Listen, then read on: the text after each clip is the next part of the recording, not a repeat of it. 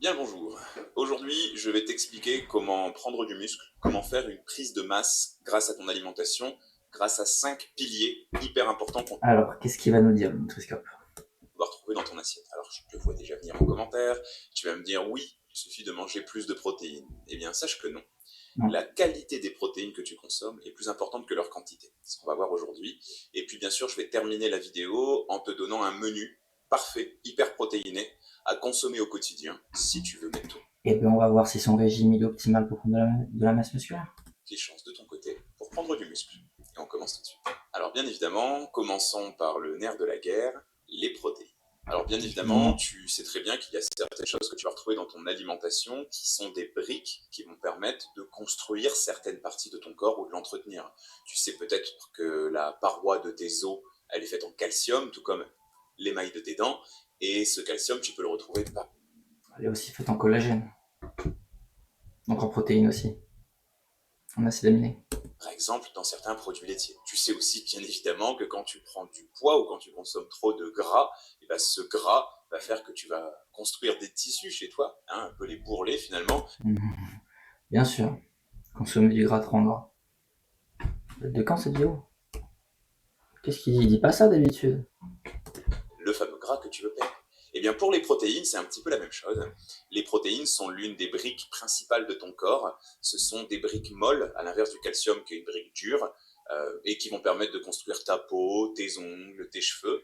Alors, ça veut rien dire, il n'y a pas de briques molles, il n'y a pas de briques dures. Comme on l'a vu, les os c'est fait en collagène, donc avec certains acides aminés et en calcium majoritairement.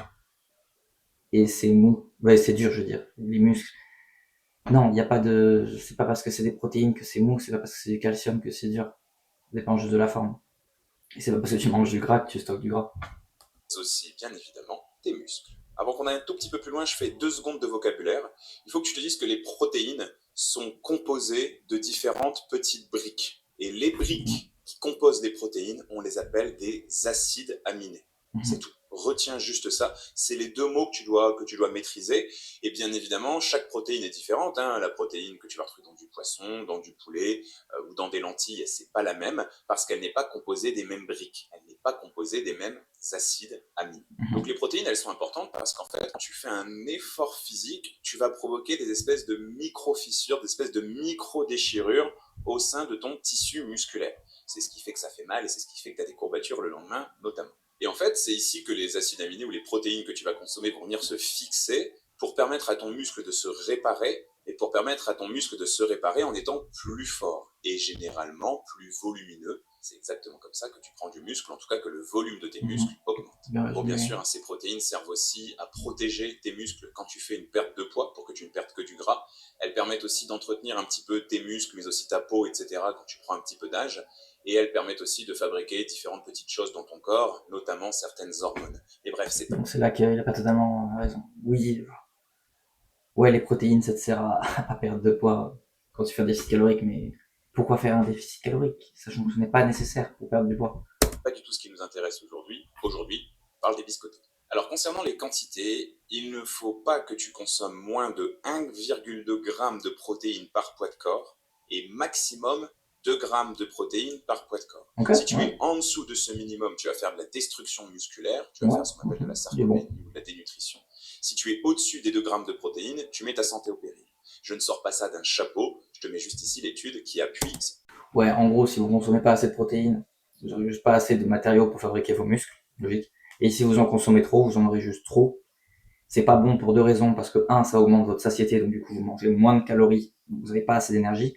Et deux, parce que ces excès de protéines elles vont devoir être convertis en glucose et que c'est un processus très coûteux et stressant pour votre organisme, ce qui est pas bon. Alors c'est pas la fin du monde, ça va pas vous tuer, mais si vous consommez tout le temps trop de protéines, c'est pas optimal pour vos niveaux de stress, c'est pas optimal pour avoir assez d'énergie, et il vaudrait mieux du coup consommer plus de glucides et pas autant de protéines. Ça a pas d'intérêt.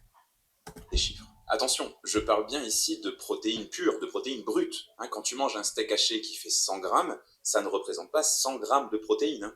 Il y a de l'eau, il y a du gras, il y a tout un tas de molécules qui ne sont pas uniquement des protéines. Par exemple, un steak haché, on va être sur à peu près 20% de protéines, un peu plus éventuellement. Ok, donc moi je te parle bien de protéines et protéines finales, hein, une fois que le produit est digéré. Je te parle pas de poulet, je te parle pas de bœuf, je te parle pas de choses comme ça. Même si bien évidemment ces aliments contiennent des protéines. J'espère que c'est clair. Alors déjà tu pourrais te poser cette question. Pourquoi se limiter à 2 grammes de protéines par kilo de poids de corps? Si Alors, plus on consomme qu'est-ce de qu'il va nous protéines, dire? plus on prend de muscles, pourquoi ne pas en consommer Non, bien ça marche pas comme plus? ça. Alors premièrement il faut... Ça va être tes signaux hormonaux qui vont te dire quelle était suspend du muscle. Les gars qui sont dopés à la testostérone, frère, la vitesse à laquelle ils construisent de la masse musculaire, c'est inquiétant. Donc ça a bien d'autres problèmes.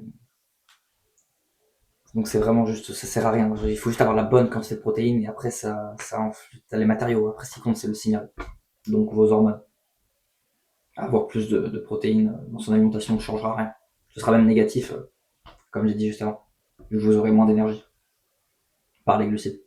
Tu saches que ton corps a une capacité d'absorption et d'utilisation des protéines maximale à 2 grammes par kilo de poids de corps. Si tu consommes plus de protéines que ça, ton foie va transformer les protéines qu'il reste en sucre. Ça, c'est pas une bonne chose parce que forcément, ce sucre peut être transformé en gras derrière et ça fait une prise de gras. C'est pas, c'est vrai, c'est pas parce qu'il va ensuite être transformé en gras, c'est parce que c'est un processus coûteux et que le foie il doit détoxurer quand votre foie transforme l'acide aminé en sucre, il y a de l'urée, ça fabrique de l'urée, hein, une molécule azotée qui doit ensuite éliminer, qui est aussi coûte de l'énergie. Et donc au bout du compte, cette molécule de glucose, il a fallu de l'énergie pour la fabriquer. Donc c'est pas aussi rentable que directement de consommer une molécule de glucose. Si c'est pas une molécule de glucose vous donne dire 10 d'énergie pour être arbitraire quand vous l'ingérez, si là pour la fabriquer à partir de l'acide aminé, il vous faut c'est ça, 3 ou 4 d'énergie au bout du compte et qu'elle vous en donne 10, au bout du compte vous récupérez que 6 unités d'énergie. Donc c'est pas aussi efficace. Et en plus, ça demande un chemin de stress pour votre corps. Donc ça conduit à un ralentissement de votre métabolisme parce que c'est pas une situation optimale pour votre corps d'avoir trop de protéines. C'est une situation de précarité de pas avoir assez de sucre et trop de protéines. Donc, mais c'est pas parce que ce sucre va se transformer en graisse. Tout ce qu'on souhaite ici. Deuxièmement, tu vas aussi abîmer un petit peu ton système rénal, tu vas abîmer un petit peu tes reins. Il faut que tu saches que tes reins sont composés de millions de cellules qu'on appelle des néphrons. C'est pour ça que le médecin qui est spécialiste des reins, on l'appelle le néphrologue. Et en fait, tes reins filtrent ton sang, et à l'entrée de tes néphrons, tu as quelque chose qu'on appelle le glomérule. Ce glomérule, c'est comme un filtre à café, si tu veux. C'est comme un filtre un peu micro-perforé. Et le problème, c'est que si tu consommes trop de protéines, tu vas abîmer ton glomérule rénal, ce qui fait que la filtration de ton sang va moins bien se passer et tu risques de filtrer des choses. C'est pas vraiment que ça va l'abîmer, c'est juste que ça va lui donner énormément de travail pour rien. C'est juste que c'est un processus qui demande de l'énergie. Dès que vous demandez un truc en plus à votre corps, donc là c'est la détoxification, le fait de devoir enlever une molécule, un métabolite de votre corps, ça demande de l'énergie. Et donc c'est de l'énergie qui peut pas être utilisée pour autre chose, pour votre corps. Donc c'est juste pas optimal. Tes urines qui ne sont pas censées y trouver. Je rentre pas plus dans le détail, le but c'est pas de te donner un cours de néphro, mais dis-toi juste que trop de protéines, c'est pas bon à cause du glucose et des effets sur tes reins. Attention, on parle de long terme ici. Donc pour concrétiser un petit peu ça, moi je te conseille de faire pendant 6 mois, si tu veux faire de la prise de masse, une consommation journalière à ce fameux seuil de 2 grammes de protéines par kilo de poids de corps. Donc si tu fais 70 kilos, c'est pas compliqué, 70 fois 2, il te faut 140 grammes de protéines dans... Ouais, les valeurs optimales c'est entre 1,6 et 1,8 grammes. 2 c'est un peu... C'est pas grave, hein, c'est un peu overshoot, genre ça sert à rien.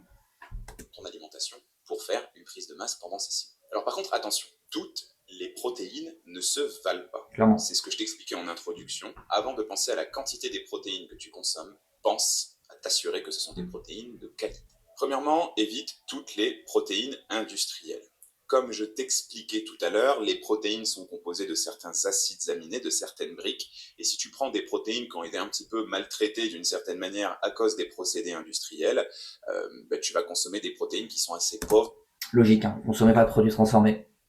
En acides aminés, ou en tout cas des protéines qui ne sont pas les meilleures pour construire des muscles. En gros, si tu achètes des briques de mauvaise qualité, tu vas construire un mur de mauvaise qualité. C'est un peu ça l'idée. Moi, pendant mon parcours, j'ai eu la chance, ou la malchance, de voir comment étaient fabriquées des choses comme le jambon d'Inde, comme les nuggets, ou encore comme le poisson pané ou le surimi. Crois-moi que t'as pas envie de consommer ce genre de protéines. Et d'ailleurs, plutôt que de mettre des œillères sur les yeux, ces vidéos sont disponibles sur YouTube. Donc va voir un petit peu comment ces saloperies industrielles sont fabriquées. Crois-moi que tu vas vite changer d'avis sur ces protéines. En plus, plus, souvent, avec ces protéines industrielles, on va retrouver tout un tas de produits qui ne sont pas intéressants. On va retrouver beaucoup de gras, et de gras de mauvaise qualité à l'intérieur, et aussi souvent beaucoup de sucre, souvent de l'amidon trans. Alors, c'est pas le sucre, c'est pas le gras le problème, c'est des nutriments, c'est des macronutriments. Le nutriment en lui-même n'est pas le problème, c'est plutôt que tu retrouves des trucs dedans qui sont pas des nutriments. Tu vas retrouver des conservateurs, des édulcorants, des émulsifiants, tout plein de trucs que ton corps est pas censé gérer. C'est pas parce qu'il y a trop de sucre ou trop de gras que c'est pas bon. Transformés ou des produits texturisants, de ce genre de choses, ou encore la panure, tu vois, la panure des nuggets, la panure du poisson pané, bref, tout ça, tu auras bien compris. C'est pas du tout idéal si tu veux prendre du muscle de façon efficace. Deuxièmement, je t'expliquais tout à l'heure que tes protéines étaient composées de différentes briques qu'on appelle des acides aminés. La quasi-totalité des acides aminés dont ton corps a besoin pour vivre peuvent être fabriqués par ton organisme. Mais certains ne sont pas fabriqués par ton organisme, et c'est ce qu'on appelle des acides aminés essentiels. Il y en a 8 en tout, je te remets leur nom juste ici sur le côté, et c'est absolument essentiel qu'on les retrouve dans ton assiette, puisque ton corps ne sait pas les fabriquer. Mais le problème, c'est que si tu consommes des protéines de mauvaise qualité, eh ben, elles vont être pauvres en acides aminés, dans un premier temps, mais surtout pauvres en acides aminés essentiels. Et en gros, tu vas avoir des carences, tu vas pas pouvoir construire toutes les protéines dont ton corps a besoin pour fabriquer du muscle. Si une protéine manque d'un des acides aminés essentiels, c'est ce qu'on appelle un facteur limitant. Encore une fois, tu peux te renseigner par rapport à ça. Ça veut dire qu'il va manquer l'une de ces fameuses 8 briques. Forcément, tu ne pourras pas construire tout ce dont ton corps a besoin. C'est souvent ce qui se passe avec les protéines végétales. Troisième raison à ça, quelque chose dont je parle assez souvent, qu'on appelle le CUD, coefficient d'utilisation digestive. C'est assez simple en fait. Ça veut dire sur une quantité de protéines que tu consommes, quelle proportion de cette protéine va être... Et ça, c'est super important. Et c'est le problème des protéines végétales, c'est que ce coefficient d'absorption, il est faible. Vous absorbez pas tant que ça à cause des antinutriments, à cause de la faible biodisponibilité de ces acides aminés. Et c'est un problème parce que du coup, vous avez moins de protéines. Et c'est deux, un problème qui est même pour moi encore plus grave, c'est que ces protéines non absorbées, elles finissent dans votre côlon. Vous avez la première partie de votre intestin, l'intestin grêle, et ensuite le côlon. C'est les protéines qui sont censées être décomposées en acides aminés, puis elles sont censées être absorbées dans votre intestin grêle, puis elles finissent dans votre sang. Si c'est pas absorbé, ça finit dans votre côlon, et ça va nourrir des bactéries qui sont pas censées l'être. Et donc, vous vous retrouvez avec des bactéries pathogènes qui vont se reproduire en trop grande quantité alors que c'est pas le cas, et ces bactéries, elles vont produire des substances qu'on appelle des endotoxines qui sont pas censées être là, ou en très faible quantité. Et donc, si vous avez trop de nourriture qui est pas digérée et qui finit à nourrir ces bactéries dans votre côlon, vous allez avoir beaucoup plus de ce qu'on appelle ces endotoxines. Et ces endotoxines, c'est un des plus gros inhibiteurs de votre métabolisme. Un truc qui bloque complètement la conversion de votre nourriture en énergie. Votre corps, il va avoir des gros problèmes à convertir les glucides et les graisses en énergie si vous avez trop d'endotoxines. Donc, c'est vraiment pas une bonne idée. C'est pour ça il y a d'autres problèmes, mais une raison pour lesquelles c'est pas une bonne idée de consommer des protéines végétales.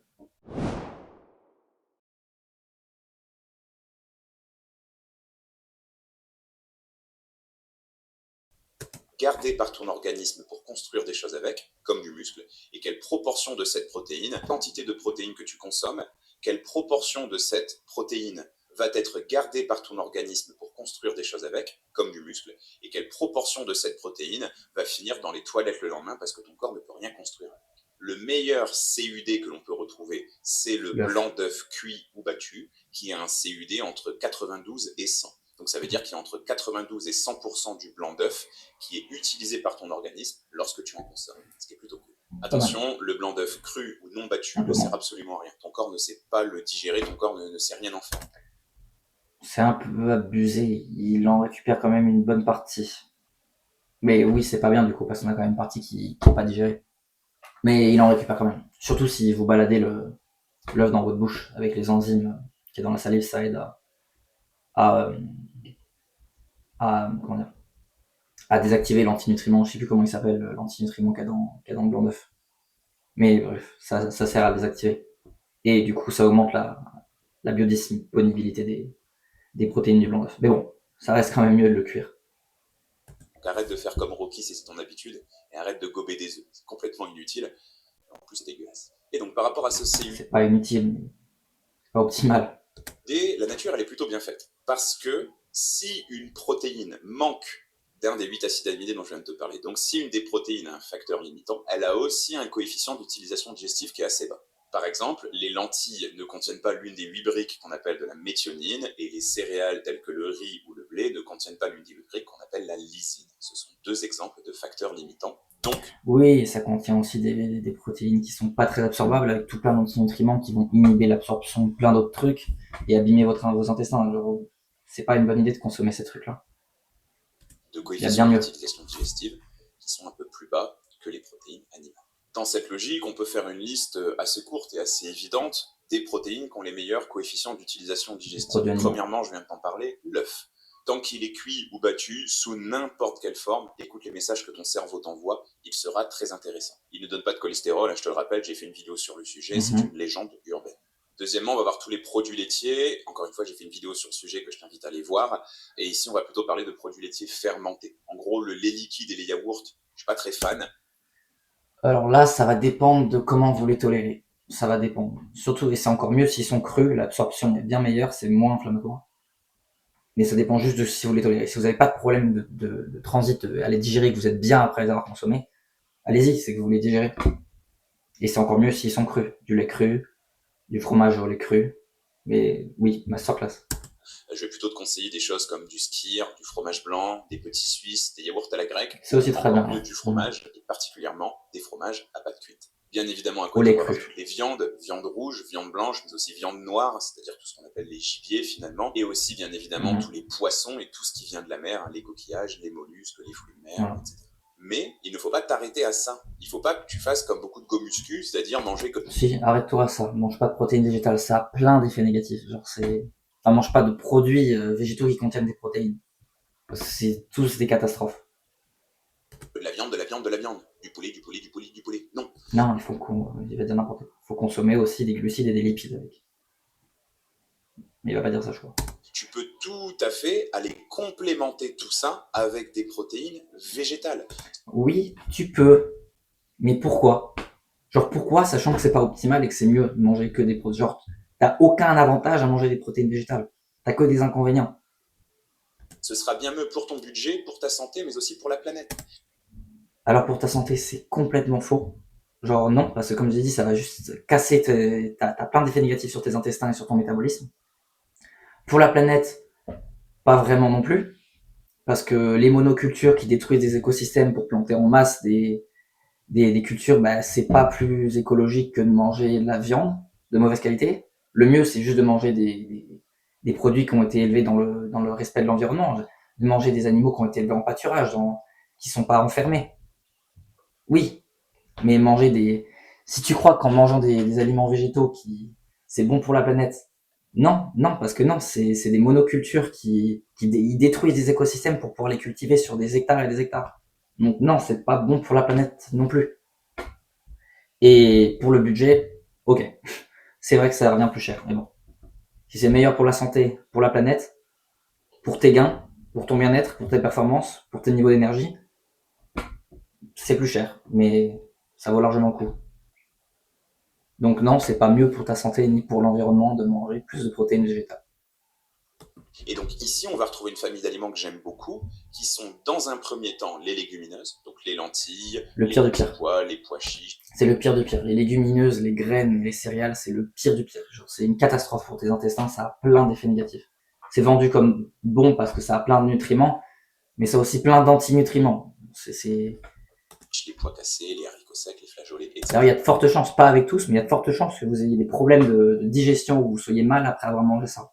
Pas tous, mais certains. Moi, je sais que les lentilles et les haricots verts, quand je mangeais, je ne les tolère pas. Genre, je suis pas bien après. Après, ça demande une certaine attention. Si vous faites pas gaffe à comment vous vous ressentez après avoir mangé, oui. Mais vraiment, faites le test. Différents repas, comment vous vous sentez après avoir mangé, et vous verrez que quand vous mangez des graines, des céréales ou des légumineuses, vous vous sentez pas forcément bien. Alors ça va dépendre des individus, il y en a qui le ressentent pas, mais en tout cas, ça fait des dégâts. Mais aussi les céréales complètes, le quinoa ou le riz complet. Pareil, pire idée. Complète, c'est encore pire. Parce que tu gardes l'enveloppe de la graine, donc il y a encore plus de défense chimique, il y a encore plus d'antinutriments. Attention, il y a quelque chose qui contient aussi beaucoup de protéines, qui est le soja. Non, mais malheureusement, le soja contient beaucoup de phytoœstrogènes, des molécules qui sont pointées du doigt dans le développement de nombreux cancers. Et c'est un petit peu ce qu'on... Et voilà, c'est un antinutriment phytoœstrogène, un qui est reconnu. constate aujourd'hui à l'échelle planétaire, comme on est un petit peu en train de végétaliser notre alimentation, avec de plus en plus de végétariens, végétariennes et véganes, il y a une explosion de la consommation de soja. Je me dis, végétarien, vegan, c'est pas une bonne idée pour votre santé. C'est pas une bonne idée pour la planète non plus. C'est pas une bonne idée pour notre espèce. C'est peut-être juste une bonne idée pour votre portefeuille. Mais il faut savoir ce que vous voulez, genre.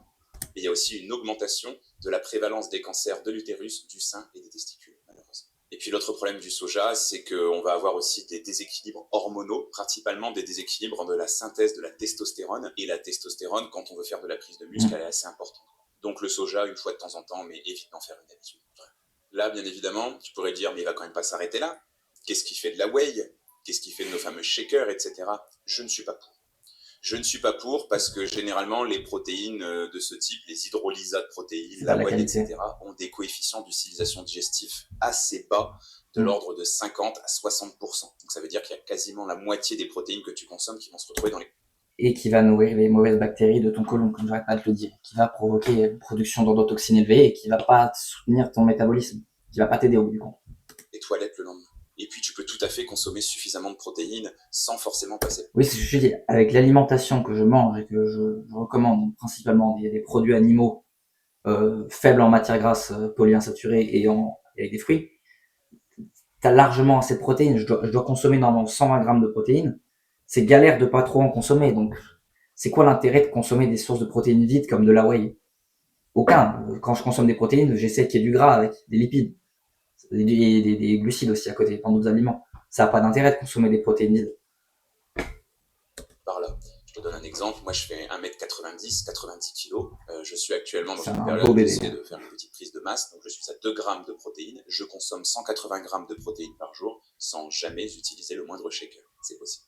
Deuxième élément absolument essentiel pour essayer de faire une petite prise de masse. Donc, je suis à 2 grammes de protéines. Je consomme 180 grammes de protéines par jour sans jamais utiliser le moindre shaker. C'est possible. C'est un peu... Ouais, 160 je suffirait largement. Genre... Comme moi, mais 120, c'est suffisant amplement. Genre. Donc, ouais.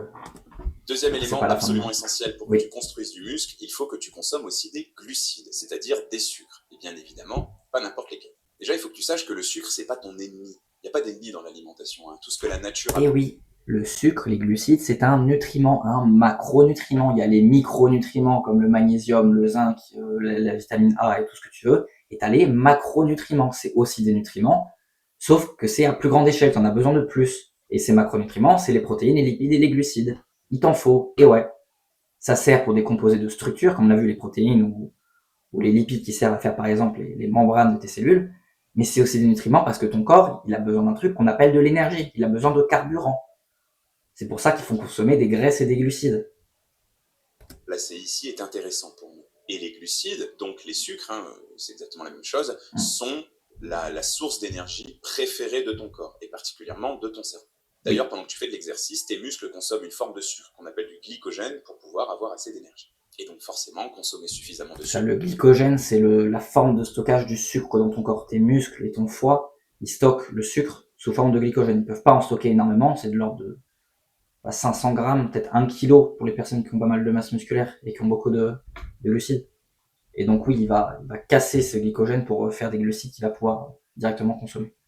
De qualité, hein, je vais y venir, permet de refaire un petit peu ces stocks de glycogène pour apporter de l'énergie rapidement mobilisable à tes muscles pendant l'exercice. En parallèle de tout ça, qui dit sucre dit aussi insuline. L'insuline, c'est une hormone qui est fabriquée par ton pancréas et qui va permettre aux cellules de ton corps de s'ouvrir pour pouvoir y faire entrer du sucre afin de l'utiliser comme un substrat énergétique. C'est un petit peu comme si c'était la clé du réservoir à essence de ta voiture. C'est un gros schéma que je fais ici, mais tu as compris l'idée. Et en parallèle de tout ça, l'insuline, c'est ce qu'on appelle l'hormone de l'anabolisme. L'anabolisme, par opposition au catabolisme, c'est le fait de créer des cellules dans ton corps, tout simplement. Et le catabolisme, l'inverse, c'est le fait de détruire des cellules de ton corps, généralement pour fournir de l'énergie. Quand tu fais de la perte de poids, tu fais du catabolisme. Mais bien évidemment, il ne faut pas consommer n'importe quel sucre. Encore une fois, j'y reviens. La qualité avant la quantité. Donc ici, je vais te conseiller d'éviter tout ce qui est les farines très blanches. Tout ce qui va être gâteau, biscuits, etc. Même les pâtes blanches, le riz blanc, je vais relativement te le déconseiller. Essaye toujours de favoriser des féculents complets. Que ce soit du riz complet, des pâtes complètes ou des farines complètes. C'est beaucoup plus intéressant. Deuxièmement, pense aussi à des sucres qu'on appelle les sucres lents, que tu vas retrouver dans une famille qu'on appelle les féculents. Donc ça veut dire les tubercules, pommes de terre, patates douces, igname, manioc, les céréales, le riz, le blé, etc. et toutes les légumineuses dont j'ai déjà parlé. Ici, je vais te conseiller de bien varier, d'éviter tous les féculents industriels, la purée mousseline, les gnocchis en sachet, Ah oui, les bien frites sûr. surgelées, et Ah, essaye transformé. toujours d'associer ces féculents à des fibres. Que des Un produits fruit bruts. ou un légume, le plus simple c'est de mettre aussi des légumes dans ton assiette. Les fibres que contiennent les légumes, mais aussi les féculents complets, vont permettre au sucre que tu consommes d'être absorbé de façon progressive. Ça, c'est plutôt intéressant. Alors, c'est pas une bonne idée de consommer des farines complètes et des féculents complets pour la même raison que c'est pas une bonne idée de consommer les protéines végétales. C'est que quand tu consommes des lentilles ou des pâtes complètes ou du riz complet, c'est pareil. C'est des graines qui contiennent beaucoup d'antinutriments, qui vont bloquer l'absorption de plein de nutriments, qui vont pareil nourrir ces bactéries de ton côlon que tu veux pas nourrir, elles sont pas censées être nourries celles-là, qui vont du coup produire ces endotoxines et bloquer ton métabolisme par la même occasion. C'est à cause de ça, par exemple, que tu peux devenir résistant à l'insuline.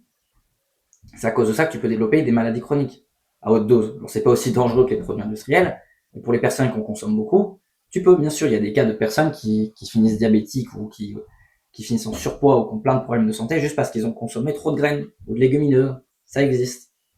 C'est pas n'importe quoi, c'est pas à sous-estimer.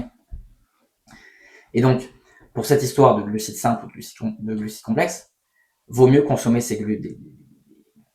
Déjà, ne pas consommer de graines et pas de légumineuses, mais vaut mieux consommer des féculents ou par exemple des pommes de terre.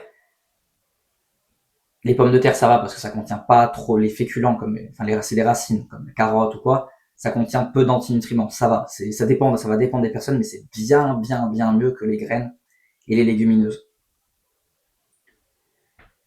Mais en tout cas, par exemple, pour prendre un exemple du riz blanc ou du riz brun, c'est-à-dire que le riz brun, c'est la version du riz qui est pas raffinée, on a laissé l'enveloppe autour de la graine, elle contient beaucoup plus d'antinutriments. Alors oui, ça va ralentir l'absorption du glucose, du sucre dans votre sang, mais ça a tous les désavantages que je vous ai dit. Alors, à la place, consommez tous ces sucres rapides, consommez des fruits, consommez du riz blanc, consommez des féculents, mais consommez-les avec, déjà il y a des fibres, donc c'est très bien, ça va ralentir la digestion, mais consommez-les dans un repas complet. Un sucre rapide, qui va vous faire ces gros pics de glycémie, si vous le consommez dans un repas complet, ça fait plus la même chose, parce que ça va être plus lent à digérer.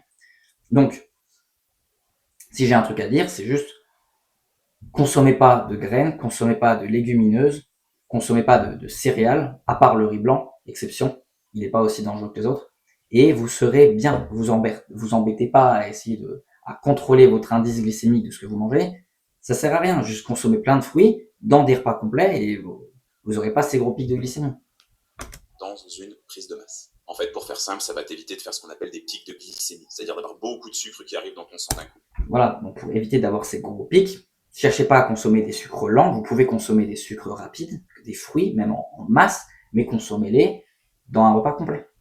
Et vous n'aurez pas tous les effets négatifs des antinutriments. Consommez des fruits, avec de la viande, avec des œufs, des produits laitiers, du fromage, voilà. Puis plus de sucre du tout. Ça, c'est plutôt intéressant parce que ça va t'éviter de prendre du poids et ça va aussi permettre Mais c'est pas ça qui te fait prendre du poids. Même si tu as des gros pics, c'est pas ça qui te fait prendre du poids. Ce qui te fait prendre du poids, c'est ce que j'ai dit, c'est le dysfonctionnement métabolique, c'est de plus pouvoir convertir ce carburant en énergie, de plus pouvoir convertir les glucides et les lipides en énergie dans vos cellules, et donc du coup ça finit stocké. Il y a plusieurs facteurs qui font ça, mais un des facteurs qui fait ça, c'est les endotoxines, le fait de nourrir ces mauvaises bactéries dans votre côlon, ce qu'on veut pas. C'est pour ça que je peux manger 3200, 3300 calories par jour, et je suis super sec, je suis à 10% de masse grasse, alors que je fais que 68 kilos. Suffisamment d'énergie durable à tes muscles. Encore une fois, c'est plutôt cool. De façon concrète, je vais te recommander de faire des glucides une source d'énergie complémentaire aux protéines et aux gras. Je vais te parler juste après. Donc tu t'assures d'avoir assez de protéines, tu t'assures d'avoir assez de gras de bonne qualité. Oui, faut s'assurer d'avoir assez des trois. Faut s'assurer d'avoir la bonne quantité de protéines. Faut s'assurer d'avoir assez de lipides parce que c'est utile pour votre production hormonale. Et il faut s'assurer d'avoir assez de glucides pour avoir assez d'énergie. Bon, les trois sont importants. Et selon l'appétit qu'il te reste, tu vas compléter tout ça avec les glucides, donc avec les sucres. Et de façon générale, moi je vais te conseiller de toute façon de faire que des repas complets. Au petit déjeuner, au déjeuner, Les trois. le soir, au dîner, c'est intéressant que tu aies des protéines, du sucre et du bon gras. Ça, je te le répète quasiment à chaque fois. Troisième chose hyper intéressante si tu veux faire de la prise de masse, c'est Là j'ai peur. Le bon gras. gras, mais encore une fois, du bon gras. Premièrement, les graisses sont très très intéressantes pour permettre à ton corps de fabriquer des hormones. Oui. Il y a certaines hormones dans ton corps dont tu as peut-être déjà entendu parler, hormones stéroïdes, cholestérol, tu vois, des choses qu'on retrouve un petit peu dans la racine du mot. Et ces hormones-là sont faites principalement de graisse. Et quand je te parle d'hormones stéroïdes, forcément, il y a la testostérone. Encore une fois, on retrouve cette racine dans le mot. Cette testostérone, tu le sais, elle est forcément très, très, très utile pour le développement et la croissance des muscles. C'est littéralement une hormone anabolisante. C'est une hormone qui dit, pour les hommes, même un peu pour les femmes, qui veut clairement dire que ton corps est dans une situation d'abondance. Il a tout ce qu'il faut, il a tous les aliments qu'il faut, il n'a pas de toxicité, il peut fonctionner correctement et donc se développer des tissus, comme de la masse musculaire. Donc oui. Encore une fois, je vais te parler de mes graisses préférées. Moi, je parle très souvent qu'on appelle les oméga 3. Et il y a pas mal d'études scientifiques qui ont prouvé que la consommation d'oméga 3 de qualité optimise l'efficacité de la testostérone. Non, je sais pas d'où il sort ça, ça n'existe pas. Il y a plein d'études qui montrent... Il y a tellement d'études qui sont mal interprétées, qui au bout du compte, si tu lis en détail le détail du truc, tu fais ta propre conclusion, tu dis ah ouais, du coup c'est les oméga 3 c'est pas bon, et tu regardes leur interprétation, ils disent que les oméga 3 sont bien, tu dis mais what the fuck. Et t'as aussi plein d'études qui montrent que les oméga 3 au bout du compte, même se supplémenter en oméga 3, que de manger des poissons gras, que de manger des noix, c'est pas bon. Donc non, c'est exactement l'inverse de ce qu'on vous dit. Les graisses polyinsaturées, les oméga 6 et les oméga 3, c'est une catastrophe. Vous n'avez pas besoin d'en consommer beaucoup. La demande de votre corps pour ces graisses, elle est ridicule. Et vous la trouverez en mangeant ces graisses saturées. Il y en a un peu quand même des graisses polyinsaturées avec elles. Donc les méchantes graisses saturées, elles sont pas méchantes, elles bougent pas les artères, c'est elles qui servent à fabriquer vos hormones stéroïdiennes, c'est elles qui servent à avoir des mitochondries, donc votre centrale énergétique dans vos cellules qui fonctionnent correctement, c'est elles qui servent à détoxifier des substances, des toxines par votre foie, c'est elles qui servent par exemple à faire des gains de myéline sur vos neurones, c'est ce qui sert à accélérer les signaux nerveux entre vos neurones. Et non, les graisses saturées bougent pas les artères, ça me termine.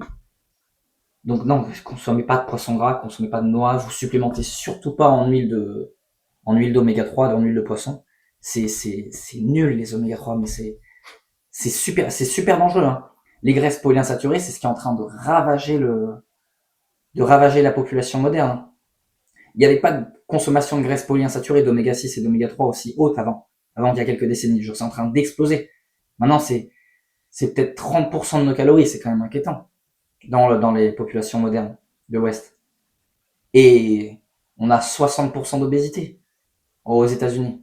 Peut-être un peu moins, mais ça augmente en flèche et c'est complètement corrélé avec ces graisses polyinsaturées. Et c'est pas parce qu'on consomme plus de sucre, on en consomme la même quantité. C'est pas parce qu'on fait moins de sport. Tu regardes les courbes, où la population fait toujours pour autant de sport. Et c'est pas parce qu'on boit plus ou qu'on fume plus. Au contraire, c'est même légèrement en train de diminuer. C'est juste que les recommandations du gouvernement, elles sont pas bonnes. Plus tous ces produits industriels qu'on nous fait croire qu'ils sont bons et qu'ils sont pas bons. Tu suis le gouvernement, tu finis diabétique. Tu suis les conseils du gouvernement. Et ces graisses polyinsaturées, c'est un très gros facteur. Oméga 6, oméga 3, ça dégage. Je ne consommez pas ça. Deuxième intérêt, les graisses de qualité, et encore une fois, particulièrement les oméga 3, vont te permettre de te protéger vis-à-vis de l'inflammation. Et ouais, non, c'est pas anti-inflammatoire. Il y a ce délire de oméga 6 inflammatoire, oméga 3 anti-inflammatoire. Non. C'est juste que les oméga 3, quand ils se décomposent, quand ils s'oxydent, ça fait des plus petits composés. Après, en gros, il se détruit, il fait des dégâts sur tout ce qu'il y a autour. Les composés ensuite qui en résultent, ils sont immunosuppresseurs en fait. Ils dégagent ton système immunitaire. Ils l'empêchent de faire son job. C'est pas anti-inflammatoire. Enfin, si c'est anti-inflammatoire, mais pas pour les raisons qu'on veut. Donc non, mais c'est un des pires dangers de toutes les recommandations qu'on peut avoir de consommer plus d'huile de graisse polyinsaturée, d'huile végétale, d'oméga 3. Surtout que les oméga 3, c'est encore pire que les oméga 6. Vu qu'il y a plus de double liaison, ça s'oxyde bien plus facilement. Et c'est bien plus fluide. C'est bien plus perméable. Non, c'est une catastrophe. C'est une catastrophe. Juste arrêter de consommer des graisses polyinsaturées et consommer plus de graisses saturées comme les graisses de la viande rouge, des œufs de qualité, les graisses du fromage, et vous serez en bien meilleure santé. Et arrêtez de consommer des poissons gras, des noix et des huiles de graines. Moins d'inflammation, c'est une récupération plus rapide et moins de risque de te blesser. Donc forcément, dans une logique de prise de masse, c'est tout. Je me suis jamais blessé. C'est vrai que ça c'est dingue. Toute la musculation que je fais, je m'échauffe pas. Je pars faire des sprints sans m'échauffer. Je me suis jamais blessé. J'ai jamais été proche de me blesser. Ce qu'on recherche. Et puis en parallèle de ça, plus tu auras un corps qui va être inflammé, plus ton corps aura tendance à utiliser les protéines comme substrat énergétique. Donc en fait, de détruire des protéines pour faire de l'énergie. Et encore une fois, tu l'auras compris, c'est pas du tout ce qu'on recherche. Donc ici, je te répète ça à chaque vidéo, ou presque. Ça doit être comme une poésie, puisque comme je te le dis, la nature, elle est bien faite. Généralement, quand un aliment il est bon pour quelque chose, il est aussi très bon pour plein d'autres fonctions. Les oméga 3, donc, tu vas les retrouver dans tous les poissons gras et tous les produits de la mer qui sont gras. C'est pas Donc voilà tous les produits qu'il faut absolument éviter du coup. compliqué. Si c'est un animal, Malgré le fait qu'ils soient plutôt bons nutritionnellement, vu qu'ils contiennent ces graisses polyinsaturées, faut les éviter. qui vit dans l'eau et qui n'a pas une chair blanche, c'est qu'il contient du gras. Du saumon, de la truite. Donc voilà, faut consommer les poissons gras. Colin, cabillaud, lieu, tout ce qui est cité là. Donc tout ce qui est sardines, maquereau, saumon. Finito. Ça a beau contenir plein de nutriments utiles. Vous allez vous charger en graisses polyinsaturées, c'est pas bon, surtout sur le long terme. Plus vous vous chargez en graisses polyinsaturées, plus ça va avoir des effets négatifs sur vous. Donc de la sardine, du maquereau, des moules, des anchois, des bulots, bref, tu auras compris la logique. Ici, pense bien à varier les poissons et les mollusques, etc. que tu consommes, parce que les océans et les rivières sont un peu pollués. Ça c'est vrai. Souvent, il faut varier les plaisirs, il faut aussi un petit peu varier les... C'est pour ça que c'est mieux de manger... Le mieux c'est de manger de la viande de ruminant, c'est le moins pollué, il y a pas de graisse polyinsaturée, c'est riche en nutriments, c'est le mieux. La viande rouge, la viande de ruminant, c'est au top du top. Et ça contient les bonnes graisses, celles qu'on vous démonise, les graisses saturées. Poison, malheureusement. Deuxième source d'oméga 3 super intéressante, ce sont les fruits à coque, les noix, les noisettes, les amandes, les pistaches, etc. Et les deux plus intéressants dans cette famille d'aliments sont de loin la noix de Grenoble et la noisette. Pourquoi? Donc là, pareil à éviter. Full graisse polyinsaturée. Les seules noix qui sont bonnes, c'est la noix de coco, parce que c'est pas des graisses polyinsaturées dedans, et les noix de macadamia, pareil, parce que c'est pas des graisses polyinsaturées dedans. Il n'y a pas d'oméga 6, il n'y a pas d'oméga 3. C'est les seules noix qu'on peut consommer. Ça, ce sont celles qui contiennent le plus d'oméga 3 et le moins d'oméga 6. Donc le plus de molécules anti-inflammatoires et le moins de... Les deux t'en veux pas. Et les oméga 3, c'est encore pire, c'est encore plus instable que les oméga 6. Molécules pro-inflammatoires qui vont augmenter ton inflammation. Troisième source d'oméga 3, ça va être les bonnes huiles, les huiles de noix, de colza, de lin, de chanvre ou de cameline. Non, c'est pareil, c'est pire. C'est même encore plus inflammatoire que des huiles comme l'huile de tournesol. Car comme j'ai dit, pas plus inflammatoire, ça fait encore plus de dégâts, parce que les oméga 3, c'est bien plus instable. Il y a 3 doubles liaisons dans les oméga 3, alors que dans les oméga 6, il y en a que 2, et c'est ça qui fait la fragilité de la molécule. Graisse saturée, il y en a 0. Graisse monoinsaturée, il y en a qu'une, et ça va, c'est très peu oxydable. Mais dès qu'on passe sur les polyinsaturés, il y a 2 ou plus d'insaturation. Et là, ça s'oxyde super facilement. Et c'est une catastrophe métaboliquement pour votre organisme. Utilisez toujours cru, par exemple, dans les vinaigrettes. Ah oui, vraiment, c'est encore pire quand c'est chauffé, parce que là, c'est déjà oxydé avant même que ça rentre dans votre organisme. Donc, ça fait encore plus de dégâts. Pourquoi pas associé à du vinaigre de cidre, par exemple. Et puis enfin, tu peux retrouver des oméga 3 dans d'autres aliments. Par exemple, il y en a un tout petit peu dans l'avocat, mais c'est pas la meilleure source. Tu peux aussi prendre des œufs. L'avocat, c'est bon, parce que c'est majoritairement des graisses monoinsaturées, donc là, il n'y a pas de problème. Les œufs, faut que ce soit des œufs, si possible, qui sont pas nourris aux graines, parce que c'est dans ces graines qu'il y a full graisse polyinsaturée.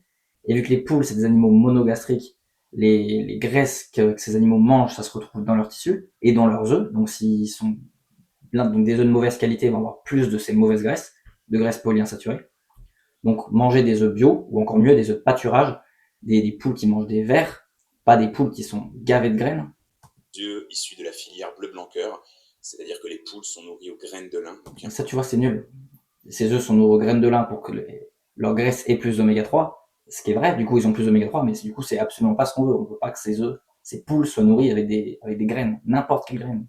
Un peu plus d'oméga 3 dans les œufs, pourquoi pas. Quatrième chose qui est très importante, c'est d'avoir suffisamment de minéraux dans ton alimentation. Tu as peut-être déjà entendu parler de ça, des vitamines et des minéraux. Et là, je vais m'arrêter sur 2 minéraux principaux, le zinc. En effet, c'est ce qui va permettre à ton corps de fabriquer assez d'énergie à partir du carburant comme les glucides et les lipides. C'est aussi ce qui va lui permettre entre autres de synthétiser de la masse musculaire, donc bien sûr, ou même des hormones ou tout ce qui va. Donc bien sûr, oui, super important les nutriments, les micronutriments.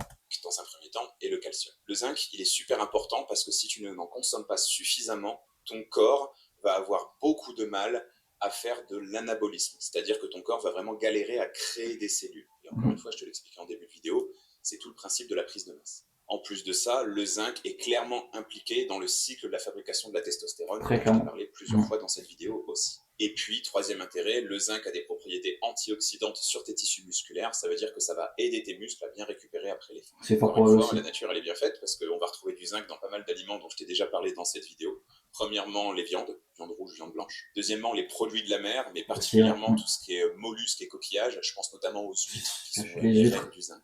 Les huîtres masterclass, les huîtres masterclass. Mangez des huîtres. Pas non plus besoin d'en manger dans l'excès, mais manger des huîtres, c'est très bien. Si vous pouvez mettre la main dessus, c'est le produit de la mer le moins pollué. Il contient très très peu d'oméga 3, donc c'est pas un truc gras. Et il contient énormément de nutriments, avec des protéines de haute qualité. Les légumineuses, encore une fois, je t'en ai déjà parlé. Ça c'est faux. Enfin, oui, ça contient du zinc, mais tu vas pas l'absorber à cause des antinutriments. Donc ça a très très peu d'intérêt. Etc. Et tous les fruits à coque, ainsi que les graines, donc les noix, les graines de courge. Les fruits à coque, les graines, non. Pareil, ça va pas être absorbable. Les fruits à coque, ça va être bien mieux l'absorption du zinc, mais encore une fois, il y a ces graisses polyinsaturées que vous voulez pas vous charger avec. Donc, mauvaise idée.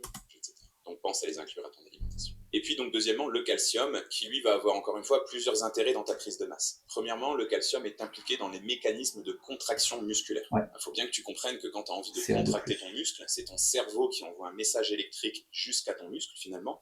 Et ce message électrique va être transformé en action mécanique, la contraction de tes muscles, grâce à des choses qu'on appelle de l'actine et de la myosine. Ça fait beaucoup de mots un peu compliqués, mais l'important, c'est ce qu'il faut que tu comprennes, c'est que si tu n'as pas suffisamment de calcium, ta contraction musculaire va être nettement moins optimale. Dis-moi juste qu'il va pas recommander de manger des épinards. La contraction musculaire, mais aussi la décontraction musculaire, tout ce qui est histoire de crampes, etc., ça rentre en jeu ici. Et puis deuxièmement, bien évidemment, tes os sont faits de calcium, et quand tu fais comme ça de la prise de masse, tu vas quand même exercer une pression assez importante sur ton squelette. Donc c'est important que tu consommes suffisamment de calcium de qualité pour entretenir un petit peu tout ça. Dis-toi que tes os, c'est un petit peu comme si c'était un mur à entretenir. Tu vas entretenir ce mur grâce à des briques qu'on appelle du calcium. Le problème, c'est que les briques, ça tient. Et du collagène aussi. Pas sans ciment. Et le ciment de ton calcium, c'est la vitamine D. Et la vitamine D, tu vas la retrouver dans des aliments tels que les poissons gras et les mollusques. Encore eux.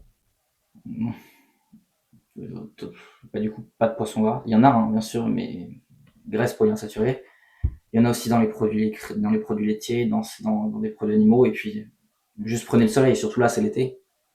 Bon, là, il commence à pleuvoir. Un peu de temps de soleil. Mais prenez le soleil. Vraiment, prenez full le soleil. Dans les champignons aussi. Dans le jaune. Champignons cuits, ça va. Champignons cuits, vous pouvez en consommer. Jaune d'œuf, bien sûr. Encore, surtout si c'est des autres qualités. Jaune d'œuf, par exemple. Dans le chocolat aussi, il y a un petit peu de vitamine D. Chocolat aussi, ça va. On retrouve aussi dans certains produits laitiers, particulièrement ceux qui sont les plus gras. Je pense notamment au fromage à pâte cuite, encore une fois. C'est aussi très bonne idée. En parallèle de ça, ton corps est aussi capable de synthétiser de la vitamine D grâce à l'ensoleillement. Donc, les beaux jours sont enfin arrivés. Pense à sortir, pense à prendre l'air. Mets-toi en manche courte, mets-toi en short. Et tu verras que ton corps fabriquera toute la vitamine D dont tu as besoin. Allez, rapidement, cinquième et dernière chose dont ton corps a besoin pour faire une prise de masse. Ça peut paraître bêta, mais bien évidemment, il faut que tu consommes suffisamment d'eau. L'eau, elle est importante parce qu'elle va permettre une diffusion, un transport des nutriments vers tes muscles assez optimal. Et puis, dans un second temps, elle va permettre de faciliter un petit peu la digestion des protéines. Si tu ne consommes pas assez d'eau, tu vas naturellement faire baisser ta capacité d'absorption des protéines. Pourquoi ça? Parce que tout simplement, les protéines passent la barrière intestinale en étant emportées par de l'eau. C'est assez logique. C'est-à-dire qu'il n'y a pas forcément besoin de boire d'eau. Il faut juste manger des aliments qui sont hydratants. Les fruits, c'est super hydratant. Les jus de fruits aussi, vous pouvez consommer des jus de fruits, c'est une très bonne idée. Donc hydratant. Le lait cru aussi que je consomme, très très hydratant. Au bout du compte, je bois pas d'eau. Je bois pas d'eau dans ma journée. À moins que je fasse du sport et que je transpire beaucoup, je ne bois pas d'eau. Vu que je bois au moins 1,5 litre de lait par jour, je peux boire du jus de fruits. Et vu que je mange énormément de fruits, j'ai largement assez d'eau. Mais du coup, pour ce qui est de boire, buvez à votre soif. Ça sert à rien de boire au-delà de ce que votre corps vous demande. Vous allez avoir le signal de soif. Si vous avez soif, buvez. Si vous n'avez pas soif, vous forcez pas à boire. Votre corps n'a pas besoin d'eau. Et un truc important pour l'hydratation, c'est de consommer assez de sel, du sodium. Car l'hydratation, c'est pas que de l'eau, c'est aussi du sel, du sodium. Donc, salez aussi au goût. Salez vos plats. Si vous avez envie de plus de sel, mettez plus de sel. Ça va pas vous donner de l'hypertension, c'est encore une blague. Deuxième intérêt, l'eau va permettre de réguler un peu la température de ton corps. C'est ce qui se passe quand tu fais de l'exercice, c'est pour ça que tu transpires. Ton corps va réguler la température de ton organisme grâce à ce mécanisme de transpiration ou de frisson d'un autre côté. Mais c'est rare de frissonner quand tu fais du sport. En général, tu crèves de chaud. Et donc forcément, bien s'hydrater, ça évite les risques de surchauffe. Donc, buvez à votre soif. Ne vous forcez pas à boire. Si votre corps a besoin d'eau, il vous le demandera. Les risques de blessure. Et enfin, dernière chose, l'eau permet à tes reins et à ton foie, qui sont les deux filtres principaux de ton organisme, d'éliminer beaucoup plus facilement les toxines qu'il peut y avoir dans ton corps. Et comme quand tu fais de la musculation, tu ne cesses de construire, détruire des cellules, et ben c'est important que ton corps puisse faire un petit peu le ménage par rapport à tout ça. Donc là, c'est pas bien compliqué, 1,5 litre à 2 litres d'eau par jour maximum, et tu ajoutes à tout ça tous les messages que ton corps t'envoie pendant l'exercice. En gros, quand tu fais l'exercice, si tu as soif, tu bois. C'est aussi simple que ça, mais ça sert à rien d'exploser les compteurs non plus. Tu transpires pas 3 litres par jour. Bien, c'est bien beau tous ces conseils, ça fait une très longue liste, mais qu'est-ce que ça donne concrètement? Eh bien, ça donne ça. Voici donc un menu idéal, riche en protéines, parfait si tu veux faire une petite prise de masse. Au petit déjeuner, j'ai mis 2 œufs au plat. Je les ai mis au plat, mais tu les consommes de la façon que tu souhaites. Ça peut être à la coque. C'est mieux d'avoir le jaune qui est cru. On conserve plus de nutriments. Donc, vous en sortirez mieux. Ça peut être dur, peu importe. Qui va apporter à peu près 15 grammes de protéines, du pain complet et une banane. Bien évidemment, ici, c'est aussi important que tu adaptes les quantités à ton appétit et à tes obligations. Pas une bonne idée le pain complet. Autant, bah, le pain, c'est une graine, enfin c'est une céréale. Donc, faudrait manger du pain au levain parce qu'au moins il est préparé. Ça va désactiver un peu des antinutriments, mais manger des céréales comme ça, pas terrible. Pour la collation du matin, j'ai mis quelques noisettes, environ 20 grammes, ce qui va t'apporter à peu près 4 grammes de protéines, et une portion d'environ 30 à 40 grammes de comté, ou en tout cas de fromage à pâte cuite pour à peu près... Il n'y a pas de glucides dans sa collation, c'est le problème. 8 grammes. Mais il faut virer les noisettes aussi. Le midi au début. C'est que là, sa collation, à chaque fois que tu manges, le but c'est d'avoir les 3 macronutriments, glucides, lipides, protéines. Là, t'as que les lipides et les protéines. Donc, rajoutez un fruit. Déjeuner, j'ai mis des betteraves rouges avec une vinaigrette, si possible avec une huile riche. Betterave, ça va, c'est une racine. En oméga 3. Du blanc. Sans vinaigrette si possible. Poulet au fenouil et au citron, ce qui est une recette des programmes Le Nutriscope, qui va t'apporter à peu près 30 grammes de protéines, du riz complet aux carottes pour à peu près 5 grammes de protéines, et une pomme en dessert. Poulet, pareil, c'est comme pour les œufs, vu que c'est quasiment impossible de trouver des poules de très bonne qualité. Mangez du poulet, mangez des parties maigres, mangez pas le gras, sinon ça va contenir beaucoup trop de graisse polyinsaturée. Donc les viandes blanches, comme le porc ou le poulet, les parties maigres, pas le gras. Et le riz complet, non, c'est une très mauvaise idée. Mangez la graine complète, il y a tous les antinutriments dans l'enveloppe. Donc non, mangez du riz blanc. Bien mieux que le riz complet, bien mieux. J'ai mis une pomme, mais bien évidemment, tu peux mettre n'importe quel fruit de saison. Ça fera complètement l'affaire. Pour la collation de l'après-midi, j'ai mis des fraises, un skyr qui va apporter à peu près 12 grammes de protéines et une poignée d'amandes qui représente à peu près 5 grammes. Pareil, il faut éviter les amandes. De protéines pour une portion d'environ 20 grammes. Au dîner, cette fois, au menu, j'ai mis un tartare de truite à la ciboulette avec des échalotes pour à peu près 19 grammes de protéines, une salade de pâtes avec des concombres et des pignons de pain et à peu près 2 carrés de chocolat noir en dessert. Et ici, tu es sur un menu qui apporte à peu près 120 grammes de protéines sans la moindre protéine en poudre. On n'a pas vu de shaker. Bien évidemment, ici j'ai parlé alimentation, mais il faut que tu fasses de l'activité physique à côté, c'est absolument essentiel. Tu n'es pas obligé de faire que de la musculation d'ailleurs, il y a plein de sports qui permettent de prendre de la masse musculaire de façon intéressante, mais ici je vais plutôt te conseiller de t'adresser à un coach sportif spécialiste de la